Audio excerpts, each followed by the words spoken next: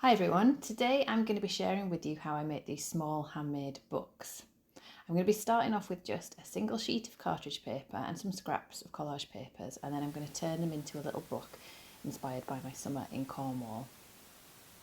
I'm going to take you through the steps and I'll share a little bit about why making these books is really meaningful to me, and then by the end of the video I hope you might be inspired to give it a go too.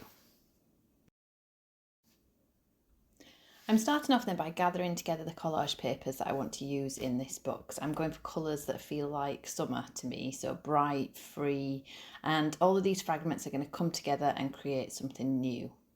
I've actually got a video showing you how I made some of these papers, so I'll link to that in the description below.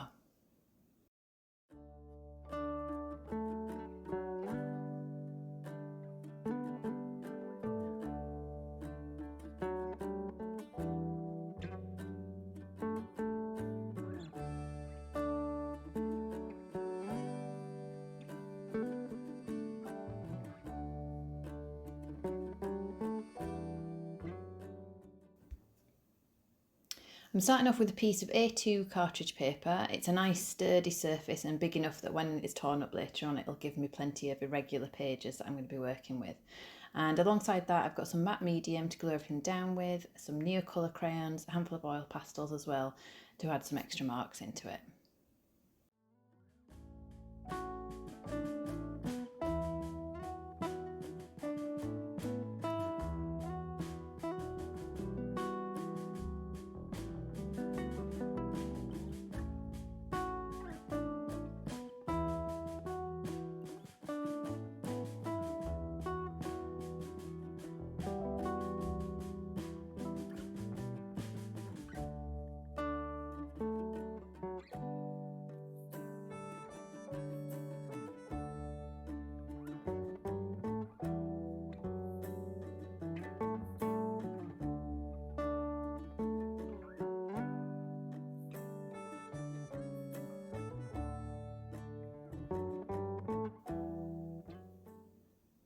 I like to work on both sides of the cartridge paper at this stage. I'm just trying to get some colour down, get some texture down onto the paper so that when that's turned into pages, I'll have something to respond to. So I'm not working from a blank page. And I'm trying not to think about creating the end outcome. In fact, I'm trying not to think at all at this stage. It's just about playing, layering up the scraps one on top of the other and creating something from those fragments.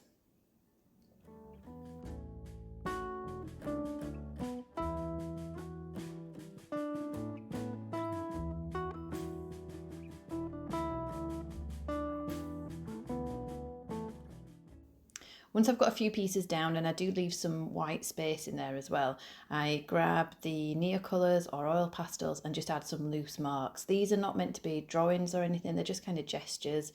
They just give traces of movement, representing kind of maybe things that I've seen out in nature, like the wind, the grasses swaying, that sort of thing. And I'm always thinking about Cornwall and the place that I'm trying to connect this book to as well. So the texture of the rocks, the way the tide leaves little fragments behind the lines on the sand, and these memories are really the reason that I make these books. It's a way of recording and kind of holding on to that place, but I'm not trying to recreate a perfect photograph or anything like that. I've always taken lots of photographs on holiday, but when I sit down to make art, sometimes those photos feel too fixed and too sort of literal. So making a book like this helps kind of bridge the gap between the photos that I've taken and then the bigger, more emotional, intentional art, I guess, that I want to make. It's kind of like weaving together all those scraps and fragments, literally gluing them down, but also weaving together the memories that matter to me as well. So now that both sides are covered with collage and the marks, I'm going to tear the paper down. And I don't measure it, I just tear. I like the uneven edges, it gives the book that kind of raw, organic feel. And each piece becomes its own little page then with surprises on both sides. Sometimes unexpected things happen that I like, sometimes I don't like them, but that's okay because I can cover it up later.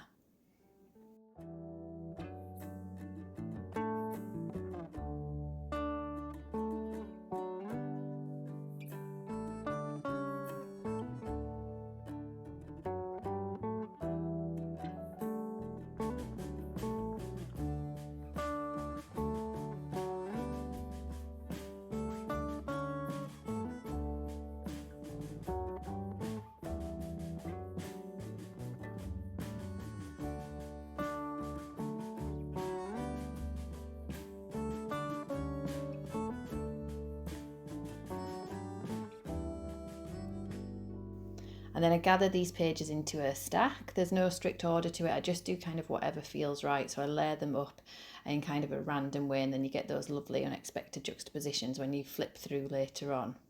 To bind it, I'm just using a simple pamphlet stitch, so a needle, some thread, 3 holes, and it's done. And I like how this binding is it's really simple, so it doesn't take attention away from the pages, it just holds everything together.